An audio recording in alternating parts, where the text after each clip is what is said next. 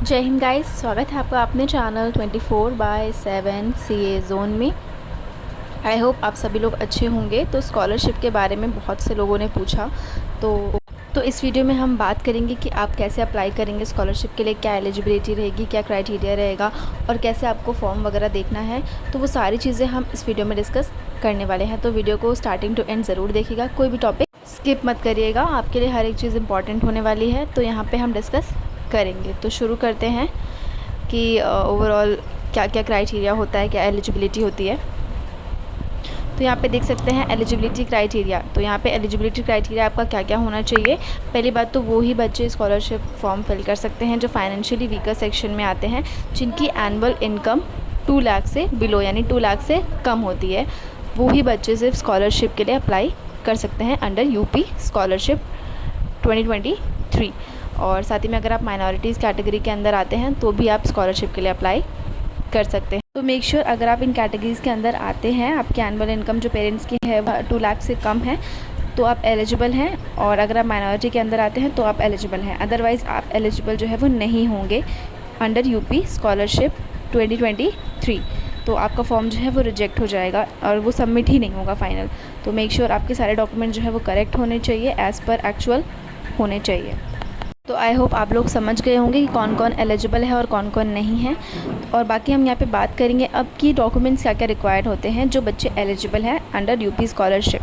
तो यहाँ पे हम देख लेंगे कि आपको कौन कौन से डॉक्यूमेंट्स जो है वो चाहिए होंगे स्कॉलरशिप के लिए। तो हम यहाँ पे बात करते हैं, मार्कशीट आपकी होगी, क्वालिफाइंग एग्जामिनेशन, जैसे कि जो बच्चे ग्रेजुएशन के हैं जिन्होंने अभी एडमिशन लिया है उनकी जो है मार्कशीट लगेगी, जो भी उनका 12th रहा होगा उसकी मार्कशीट लगेगी आपकी। और साथ ही में आपका क्वालिफाइंग होना चाहिए, मार्क्स जो है वो क्वालिफाइंग होना चाहिए। ऐसा नहीं है कि आपका उसमें अगर फेल है या फिर कुछ भी है, बैक पेपर है या फिर आपका सप्लीमेंट्री है, तो आप एलिजिबल जो है वो नहीं हो पाएंगे, आपका फॉर्म जो है वो नहीं सबमिट हो पाएगा। तो मेक श्योर आपका जो क्वालिफाइंग मार्क्स हो, आपका वो जो सर्टिफिकेट है उसमें पास्ड लिखा होना चाहिए, तभी आप उस चीज़ के लिए एलिजिबल हैं। अगर आपका सप्लीमेंट्री है, बैक पेपर है, कुछ भी है, तो आप एलिजिबल जो है वो नहीं हो पाएंगे। उसके बाद आपका इनकम सर्टिफिकेट लगेगा, जो कि आपको इनकम सर्टिफिकेट बनवाना पड़ेगा, या तो आपका जैसे बना होगा, जो भी होगा वो आपका इनकम सर्टिफिकेट लगेगा, जिसमें आपकी सालाना आय जो होगी वो दी होगी कि 2 लाख से कम है। कास्ट सर्टिफिकेट लगेगा, जो भी बच्चे हैं जो माइनॉरिटीज़ के हैं उनका कास्ट सर्टिफिकेट लगेगा। उसके बाद डोमिसाइल सर्टिफिकेट, ये भी बहुत इंपॉर्टेंट है कि डोमिसाइल आप यूपी के हो, बिलोंग करते हो कि नहीं, इसका भी सर्टिफिकेट आपका लगेगा ही ज़रूर स्कॉलरशिप में। तो मेक श्योर आप सभी लोग डॉक्यूमेंट्स वगैरह अपने बनवा लें, बिकॉज उतनी जल्दी फिर वो फॉर्म जब आ जाता है तो डॉक्यूमेंट्स जल्दी नहीं बन पाते हैं, टाइम लग जाता है, 15 से 30 दिन के बीच में वो टाइम लगता है डॉक्यूमेंट्स बनवाने के लिए। तो आई होप आप लोग अभी से ही शुरू कर दें, इनकम और डोमिसाइल अपना बनवा के रख लें। उसके बाद आधार कार्ड की फ़ोटोकॉपी लगेगी आपकी, बैंक पासबुक की जो आपकी फ़ोटोकॉपी होगी वो लगेगी। बैंक पासबुक में आपकी अपनी बैंक की जो पासबुक होगी उसकी फ़ोटोकॉपी लगती है। साथ ही में रिसिप्ट ऑफ फ़ीस, जो फ़ी रिसिप्ट लगेगी, जो भी आपने फ़ीस सबमिट करी है ड्यूरिंग योर एडमिशन, वो लगेगा उसमें। अभी जितनी भी आपकी फ़ीस सबमिट हुई है आपको प्रॉपर उतना लगाना है उसमें फ़ी रिसिप्ट में, तो वो चीज़ आपकी लगेगी एज अ रिसिप्ट, आपको वहाँ पे सबमिट करना होगा। जब आप फाइनल सबमिशन करोगे तब आपको वहाँ पे डॉक्यूमेंट्स के साथ ही लगाना होगा।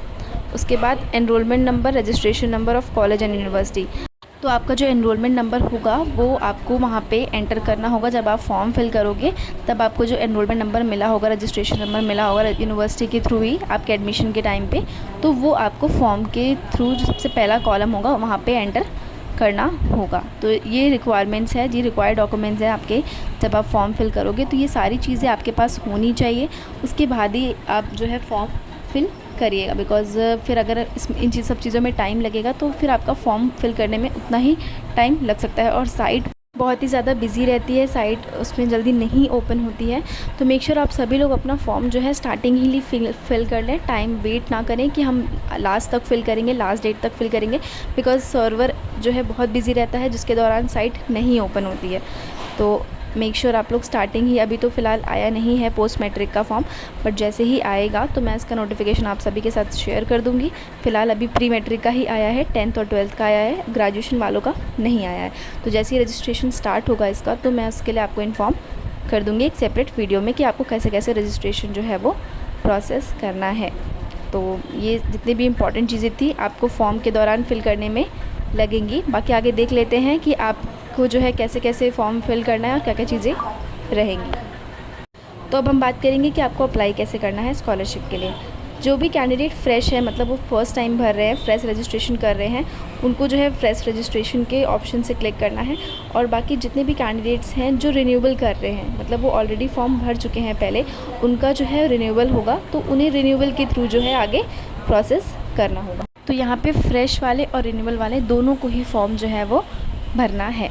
तो यहाँ पे देख सकते हैं for UG and PG student post matric other than intermediate, इस ऑप्शन पे आप क्लिक करना है और अपना रजिस्ट्रेशन जो है वो करना है। उसके बाद after registration fill application form, जब आपका रजिस्ट्रेशन हो जाएगा तो आपको एक लॉगिन आईडी मिल जाएगी जिसके थ्रू आपको आगे एप्लीकेशन फॉर्म जो है वो फिल करना होगा।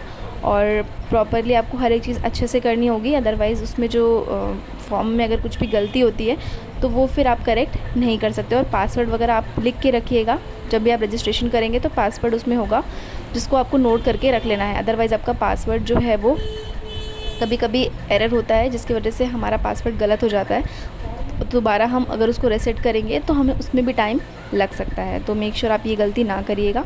उसके बाद रजिस्ट्रेशन के बाद एप्लीकेशन फॉर्म फिल करेंगे। उसके बाद आपको फ़ोटो अपलोड करनी है, आपके साइड में कॉलम होगा जहाँ पे आपको फ़ोटो अपलोड करनी होगी। उसके बाद आप प्रिंट जो है एप्लीकेशन उसमें निकाल लेंगे, आप प्रिंट आउट निकलवा लेंगे। उसके बाद तो इसके बाद की जो डिटेल्स रहेंगी वो मैं आपको बताती हूँ कि आपको कैसे प्रोसेस करना है। तो उसके बाद आपको रिव्यू करना है form and before final submission visit office to check properly all the details.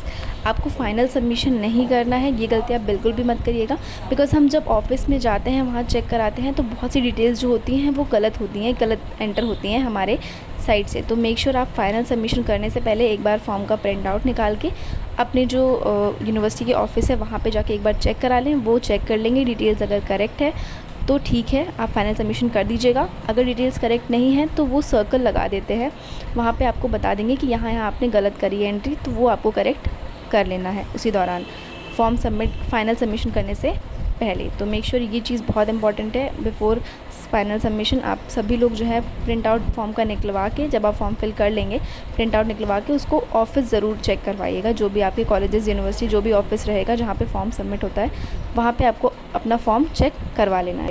उसके बाद आपकी कोई भी डिटेल्स अगर इनकरेक्ट होती है तो वहाँ फिर आपको फॉर्म में अपने करेक्ट कर लेनी है। तब तक आपके पास टाइम होगा कि आप ऑनलाइन जो है अपने डिटेल्स करेक्ट करके देख सकते हो और उसे प्रॉपरली रिव्यू कर सकते हो बिफोर फाइनल सबमिशन। उसके बाद आपका जब फाइनल सबमिशन हो जाएगा, जब डिटेल्स आपकी सारी करेक्ट हो जाएंगी तो आपको फाइनल सबमिशन कर लेना है। उसका प्रिंट आउट निकालना है सारे अपने सेल्फ अटेस्टेड कॉपीज़ के साथ, जो भी डॉक्यूमेंट्स उसके साथ लगेंगे, जैसे कि मैंने आपको बताया कि क्या क्या डॉक्यूमेंट्स लगेंगे, तो वो सारे डॉक्यूमेंट्स आपको सेल्फ अटेस्ट करने हैं। उसके बाद आपको फाइनल सबमिशन के लिए अपनी यूनिवर्सिटी में ऑफिस में सबमिट कर देना है। तो ये सारी डिटेल्स इंपॉर्टेंट है आप सभी के लिए, तो मेक श्योर आप ये सारी चीज़ें जो है नोट कर लें कहीं ना कहीं, बिकॉज़ वो कहीं ना कहीं आपको काम आएंगी। और फाइनल सबमिशन करने से पहले आप हर एक चीज़ को प्रॉपरली अच्छे से फिल करिएगा, क्योंकि अगर एक बार एंटर हो गया है तो अगर आपने फाइनल सबमिट कर दिया तो उसके बाद आप उसे करेक्ट नहीं कर सकते हैं। तो ये बहुत ही मतलब एक ड्रॉबैक है कि फ़ाइनल सबमिशन के बाद आप फॉर्म को करेक्ट नहीं कर सकते हैं, तो उससे आपके आगे स्कॉलरशिप आने में प्रॉब्लम हो सकती है, दिक्कत हो सकती है और आपका इतना जो टाइम जाएगा वो अलग। तो मेक श्योर आप पहले ही ये सारी चीज़ें चेक करके तभी जो है फॉर्म फिल करिएगा। तो बाकी यहाँ पे हम देख लेते हैं आगे। उसके बाद अब आपके सवालों का जवाब, जैसे कि बच्चों ने पूछा है कि MBA की स्कॉलरशिप आती है या फिर IMS LU में स्कॉलरशिप आती है। तो जी हाँ, स्कॉलरशिप आपकी MBA हो या फिर BTech हो, B.Pharma हो, कोई भी कोर्स हो, उसकी स्कॉलरशिप आती है। और IIMS की भी स्कॉलरशिप आती है। IIMS is a part of Lucknow university. ऐसा नहीं है कि IIMS कोई दूसरा कॉलेज है, वो एक सेकंड ब्रांच है लखनऊ यूनिवर्सिटी की। तो इन सारे कैटेगरीज़ में आपकी स्कॉलरशिप आएगी। आइदर आप एलिजिबल होने चाहिए स्कॉलरशिप फॉर्म के लिए। एलिजिबिलिटी जैसे मैंने आपको बताया स्टार्टिंग में ही, अगर आप वो एलिजिबिलिटी क्राइटेरिया मैच कर रहे हो तो आपकी स्कॉलरशिप डेफिनेटली आएगी। और यहाँ पे मैं आपको बता दूँ कि स्कॉलरशिप का फॉर्म ईयरली बेसिस पे आता है। जैसे कि अभी आपका आएगा स्कॉलरशिप का फॉर्म, तो जो आपके सेमेस्टर वाले बच्चे हैं, जितने भी बच्चे हैं सेमेस्टर के, जिनके 2 सेमेस्टर्स होते हैं और उन्हें 2 बार फ़ीस सबमिट करनी पड़ती है। जैसे कि MBA का एग्जांपल ले लेती हूँ मैं, तो आपकी अगर फ़ीस 2 बार आप सबमिट करेंगे तो आपकी जो स्कॉलरशिप आएगी वो ईयरली बेसिस पे आएगी, यानी 1 साल की ही आएगी। ओवरऑल फ़ीस जितनी होगी आपकी उससे मायने नहीं रखता है, बट स्कॉलरशिप आपकी एक ही बार आएगी। जैसे कि मेरे टाइम पे जो था स्कॉलरशिप आई थी बच्चों की, तो उस टाइम पे MBA की फ़ीस 75,000 हुआ करती थी, तो वो ईयरली अराउंड उनकी स्कॉलरशिप आई थी 60,000 रुपीज़। तो ईयर के हिसाब से 60,000 रुपीज़ जो है स्कॉलरशिप आई थी। ओवरऑल 75,000 सबमिट किया था एक सेमेस्टर का, तो 75 आपका हो गया 1,50,000। तो ओवरऑल 60,000 ही अमाउंट जो है उतना हमारा स्कॉलरशिप आया था बच्चों का। तो जितनी भी आपकी फ़ीस होगी उसका 30 to 40% आप मान के चलिए आपको मिल जाएगा आपकी स्कॉलरशिप में। बस आपकी एनुअल इनकम जो है वो डिपेंड करनी चाहिए कि कितनी है। बाकी माइनॉरिटीज़ वाले बच्चों की भी स्कॉलरशिप आ जाती है, ऑलमोस्ट सभी की आ जाती है। ऐसा नहीं होता है कि स्कॉलरशिप ना आए, बट आपके डॉक्यूमेंट्स एकदम करेक्ट होने चाहिए, टू द पॉइंट होने चाहिए। ऐसा नहीं है कि आप गलत डॉक्यूमेंट्स बनवा के सबमिट करा दो, वहाँ पे वेरिफिकेशन होता है। तो मेक श्योर आप सारे डॉक्यूमेंट्स जो है अच्छे से सबमिट करके प्रॉपरली हर एक चीज़ आपकी मैच करनी चाहिए। आइदर वो इनकम सर्टिफिकेट हो, कास्ट सर्टिफिकेट हो या फिर डोमिसाइल हो, तो हर एक चीज़ का क्राइटेरिया आपका मैच करना चाहिए। उसके बाद कोई भी प्रॉब्लम नहीं होती है।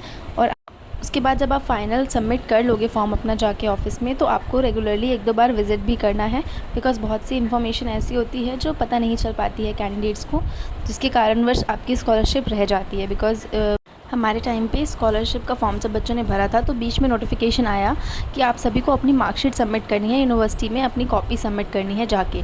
तो जिन बच्चों को पता चल पाया था उन्होंने सबमिट कर दिया था और उनकी स्कॉलरशिप आ गई थी, और जो बच्चे जिन्हें नहीं पता चल पाया था वो नहीं सबमिट कर पाए थे, और जिसके कारणवश उनकी स्कॉलरशिप जो है वो नहीं आ पाई। तो मेक श्योर आप प्रॉपरली विज़िट ज़रूर करते रहिए ऑफ़िस, बीच बीच में जाके पूछते रहिए, कोई नोटिफिकेशन आया हो तो आपको पता चल जाएगा। बाकी सारी इन्फॉर्मेशन मैं आप तक शेयर कर दूँगी, कोई भी चीज़ रहेगी तो मैं आप तक ज़रूर शेयर करूँगी, जिसके थ्रू आपका स्कॉलरशिप जो है वो आ जाए।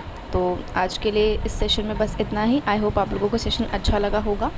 तो ये video like, share and subscribe ज़रूर करिएगा। ये वीडियो सभी तक शेयर कर दीजिएगा, जितने भी बच्चे हैं जो स्कॉलरशिप फॉर्म भरना चाह रहे हैं या सोच रहे हैं भरने का, तो वो इन सारे स्टेप्स को अगर फॉलो करते हैं तो उनकी स्कॉलरशिप आने में उनको दिक्कत नहीं होगी। बाकी कोई भी अपडेशन होगा तो वो मैं आप तक ज़रूर शेयर कर दूँगी। बाकी आप ज़रूर लाइक करिएगा इस वीडियो को। मैंने आपके लिए मतलब ऑलमोस्ट सारी चीज़ें प्रोवाइड करी है इस वीडियो में, जिससे आपके सारे डाउट्स जो है वो क्लियर हो जाए। बाकी ऐसे ही जुड़े रहिए हमारे साथ। धन्यवाद।